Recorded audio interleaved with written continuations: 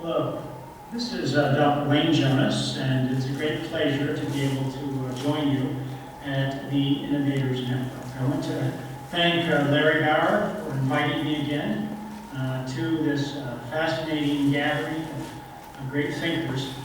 I would like to build on some things that I believe have been said earlier in the meeting today about primary care. I've spoken at the Innovators Network before with some of the same people that are here, but this is my first time to talk to you from a new foundation I've started called Healing Works Foundation, which is focused on whole person primary care. What I'd like to do today is suggest to you that whole person primary care is the shift we need to make in primary care if we're going to save the profession. Let me start by saying it should be a given that achieving a healthy nation requires that healthcare have a whole person orientation, addressing mind, body, social, and spiritual aspects of human needs. And that orientation be available to all people regardless of social status or wealth. This whole person care for all people orientation should be the North Star for primary care, guiding the design, the delivery, the data, and the financing of primary care. Forward here. Maslow's hierarchy of human needs is a durable model for understanding whole person care and for addressing that care and how we can facilitate it. I've illustrated that on the left side of this slide using the last model that he developed before he died almost 70 years ago. It starts with basic physical needs on the bottom, including safety and physiological needs such as food, water, and warmth. It then goes up to address psychological needs, belonging, love, loneliness, self-esteem. And then finally at the top are the self-fulfillment needs, self-actualization, and then towards the end of his life he added the very spiritual focus, self-transcendence, of unity and spiritual awakening. Now, this hierarchy from physical to spiritual needs outlines the core aspects of what all humans need for well-being. But how do we deliver this in healthcare? On the right-hand side, I've show you a model that we have developed to help us with the operationalizing, but actually the execution of the needs of whole person care. We've really drawn it into concentric circles to illustrate the way it's often experienced in practice, with the physical or external body the easiest to see on the outside, and then the behavioral and lifestyle components, harder to see unless they're asked for, that contribute so much to the development of health and disease. Deeper even still are the social and emotional aspects, and deeper even still, the spiritual and the mental aspects of what matters to people, what brings them joy, why do they even want to have health. As you go deeper into these layers, these areas are no less important for the individual's well-being, but they are harder and harder to see. Whole person care requires that we make them visible, that we bring them out, and that we address them in healthcare delivery. The fact that we are not addressing whole person care is creating a crisis, not only in our healthcare system, but in our nation. The data I'm showing you here has been reported out and gone over ad nauseum, if you will, by many, many folks and many, many reports. We are first in spending among the rich nations, and yet very low in healthcare outcomes. Many of the things that healthcare is trying to solve are getting worse. Disparities are increasing, mental health problems are getting worse, there's widespread dissatisfaction, there are record levels of burnout among providers and healers, there's increased disease in the children, therefore the future is not looking so bright. And then for the first time in many decades, there's actually serial decline in life expectancy, especially in the United States. Whatever we're doing, we're not doing it right, and we need to change. Well, a lot of reports and a lot of discussion among healthcare leaders have come out trying to express what should be changed. What type of health care should we have? Many of you know these reports. The most familiar one for those in primary care is the Implementing High-Quality Primary Care Consensus Report that came out several years ago.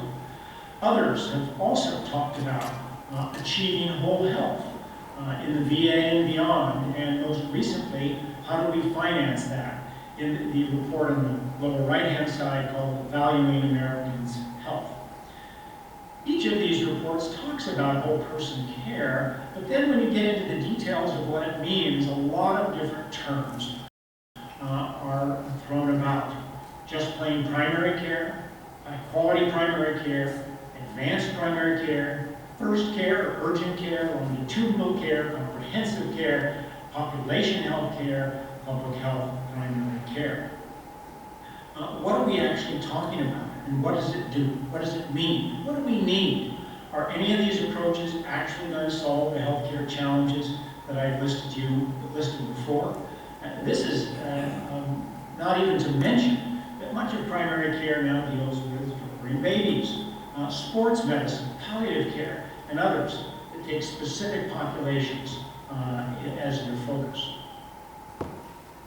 Several years ago, I attempted to look at all the different approaches and models in primary care and see if we could map those onto something that I called, and still often called, advanced primary care. It had these concentric circles. In the center were standard care, the basis of diagnosis, treatment, and payment. I would add to that a referral, because most people providing this sort of standard primary care are actually working for hospitals that simply want this bread and butter type of an approach. But we know that primary care can do much more than that, and that's the next circle on this line, called quality primary care. This is the classic Starfield model of primary care: first contact, comprehensive, coordinated, and continuous, and is also the framework used for the patient-centered home. However, only about 30% of providers actually operate within this model, because to optimally provide this type of high-quality primary care, if you're working for a larger healthcare system, actually can cause that larger system to lose money, because you're doing well in keeping people out of the hospital, out of the emergency room. Healthcare has gotten much more complex since Starfield's time and the founders of primary care, and now chronic care management, mental health, referral appointments, and most critically, pharmacy and pharmacy costs and services have emerged as needs in primary care. And these are represented in the next circle, the orange circle, and I call that enhanced primary care. Notice that many of these things are now being provided by wraparound services, not by individual primary care offices. Chronic care management, pharmacy services, referral management, in some cases are now offsets from those who started by initially providing good quality or high quality primary care because they're profitable. Mental health is increasingly being provided online by a cadre of mental health professionals. Thus, these things are gradually being pulled away from standard or even high quality primary care. But advanced primary care requires even more than that, and that's represented by additional layers in the blue circle towards the outside. These are some of the core drivers of health and disease in our country. They include the social determinants of health and population health management, and increasingly integrative care and lifestyle medicine, because we now know that so much of lifestyle, what we eat, if we sleep, how we're active in our stress management, leads to chronic disease and or its reversal. These latter disciplines have become their own specialties with their own board certifications and do not necessarily get embedded into advanced primary care. So as you can see from this map, that much of primary care is being taken over by others. And soon there'll be very little other perhaps than standard primary care in the center left. What do we do about this situation? Well, I've adopted this title from Scott Kennard, who I'll show some data from a little later, on healing primary care. I would say it's more than just healing it, it's actually saving it. First, we have to be working smarter, not harder. That is, we have to focus on data that shows we're solving the healthcare problems of the nation. Second, that is primarily focused on creating health, not simply treating disease or providing more healthcare services. The system has to be designed for people, and I would add whole people, not for profit. And Michael Fine, who I think is also speaking or spoken at this conference, has just started a new grassroots nonprofit foundation that has that as its motto. Finally, it needs to be health promotion, not more disease treatment, which is a radically different reorientation from what standard primary care does. To do this, we have to address the whole person. Fundamentally, what we're trying to do is keep the whole person healthy. And this means paying attention to all the dimensions we just talked about. The body, the behavior, the social and emotional, the spiritual and mental. Asking what matters, and then customizing the delivery for the patient's personal determinants of healing to help them get better and remain better. In addition, we need to pay attention to the science of healing.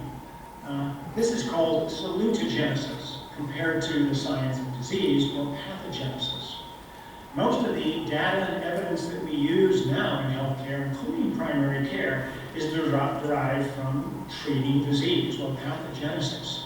But we know that there is a science of healing, of risk reduction and disease reversal that we need to make the core of what primary care science is based on. There's a new New York Times bestseller book out here on the right-hand side by Peter Attia called Outlive, which talks about how to do that. And I believe the fact that it is a New York Times bestseller for many weeks now illustrates that the public is interested and wants to see this happen in the physicians that they visit. Let me illustrate how systems can actually track prevention and health promotion, make it more visible. After all, the absence of disease is hard to see, and yet we have increased ways of tracking that risk and measuring both risk and recovery. This is a 4-quadrant model developed by Scott Kennard, who's spoken earlier today from the company Converging Health. On the left-hand side is the low-risk quadrant, some of which are low cost and some of which are high cost. Going from left to right is the high cost and low cost, and he's put these together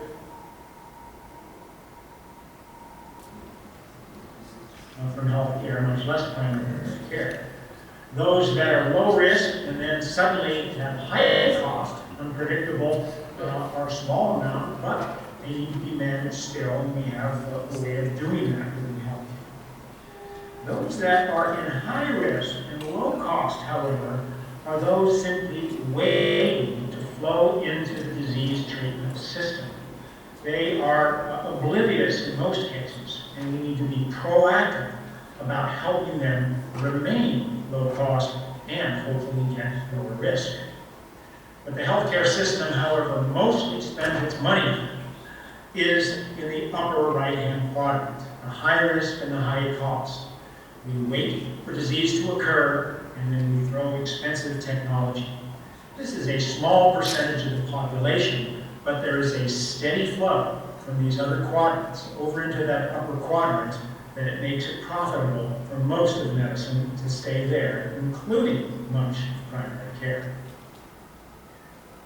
Paying attention to this data and using what Dr. Kennard calls intelligent and intuitive data allows us to focus where primary care needs to be that's going to solve our national health care problems. Whom to engage, what to do, in what order, and with what resources. This is not all care for everybody all the time. This is specifically focused on the management of risk and chronic disease, and hopefully its reversal. Let me show you an example of what whole person primary care, as I've just described it, can do to reverse this migration up to high cost, high risk. Right now, about 18% of individuals per year will move up into the high risk, high cost. This causes increased cost and workload, increasing profit for the high cost services where so much of healthcare focuses. And yet 70% of this is preventable. Never needs to get up into the high risk and high cost quadrant. And this is where primary care can focus, provided it is effective whole person primary care using analytics and demonstrating reduction in risk and an increase in recovery. Future primary care must focus on shifting the suffering and the cost from the upper right hand to the lower quadrant. We need to lower the flow up into that quadrant, and in many cases reverse it by reversing risk and reversing disease. So, what type of health care do we need? I suggest that whole person primary care is defined by focusing on risk reduction and reversing the flow of chronic disease. To do this, it needs to be able to link to the bottom of social hierarchy, of Maslow's hierarchy, the social needs, but it can't be providing all of those needs, but it needs to be integrated with helping people address those. It needs to address the emotional, mental, and spiritual aspects of health. These factors that are so important for the management of chronic disease and yet are so often invisible. It needs to incorporate lifestyle medicine and integrative medicine to reverse the underlying behaviors and factors that lead to chronic disease. In short, we need to make healing visible in addressing what matters to the patient and to the nation. So, how do we get to whole person primary care? The same way we get to any kind of health care, such as what we're delivering now. We collect the data, we design the system to deliver it, we then do deliver it, and we put some dollars behind it. This is one of Dr. Kennard's favorite quotes. I've added it here by Wayne Gretzky. I skate where the puck is going to be, not where it is. We already know where the puck is, and we know where it's going. Let's create a primary care system that is there. How do we design these areas? We've already talked about the data. Well, here's an example. I call it the two-circle model of whole person care. This was published in the Vienna Health Forum last year. It was published in the Cover Commission report. What it involves is building a risk reduction and disease reversal set of services for whole person care, as you can see on the left-hand side, and integrating it with the current medical services for treating disease. It does this by being person-centered, relationship-based, recovery-focused, and paid for with value-based capitated payments. Continuous innovation and improvement, specifically focused on the left-hand side and its integration, are needed urgently. How then do we deliver it? Well, a number of tools have been developed around the country. Here's one that our foundation has developed in partnership with many others called the Hope Note Toolkit. What it does is it takes these concepts of the whole person and it makes them explicit. It starts by asking what matters for the person and then building on mental, social, behavioral, and physical aspects of chronic disease management.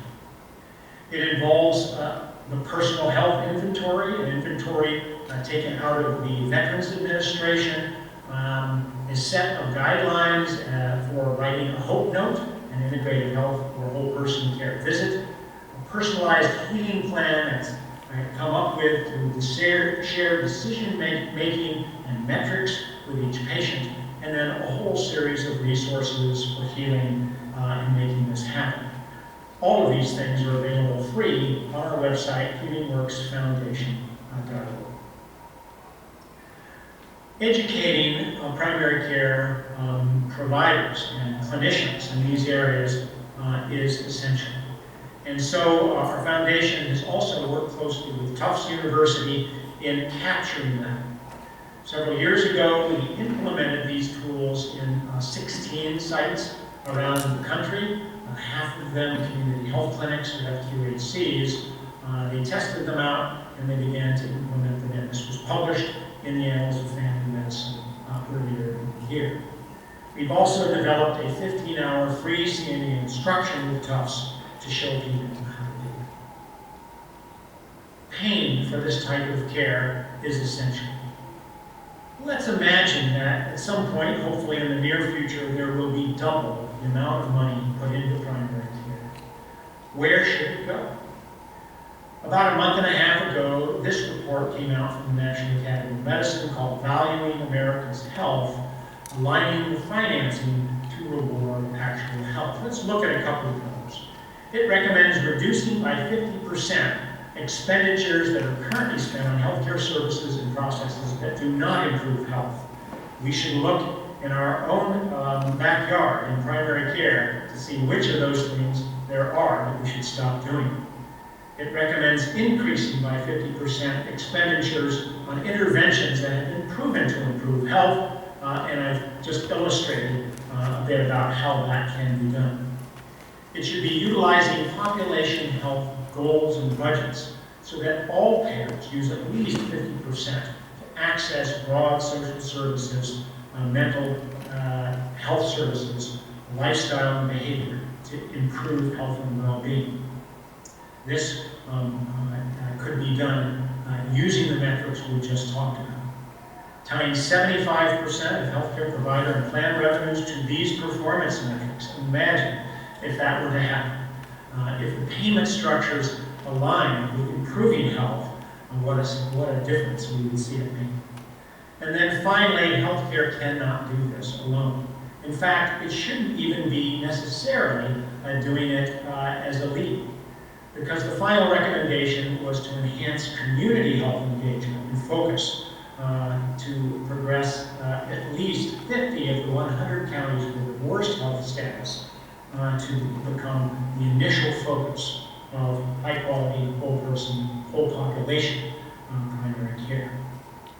If primary care aligns with these, and if it focuses upstream, that is, on those areas of greatest need and on early interventions, we will see the greatest return on investment in the nation, which will be equivalent to closing the equity gap.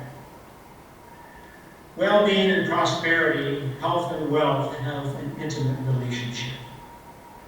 Well-being, we know arises when Maslow's hierarchy of needs are fulfilled, especially early in life, when a healthcare system focuses on whole people, as I described here, when social services are there to fill those needs, when education is robust for the population, and when meaningful activity and employment are available. Well-being automatically feeds over into prosperity and wealth. If that prosperity, however, is circled only in upon itself, it can create a little bit of well-being by trickling down through employment and income. However, some of that prosperity needs to go back out to directly building well-being through things like community benefit funds, social impact funds, equity investments for communities, and private and public investments for growth and improvement.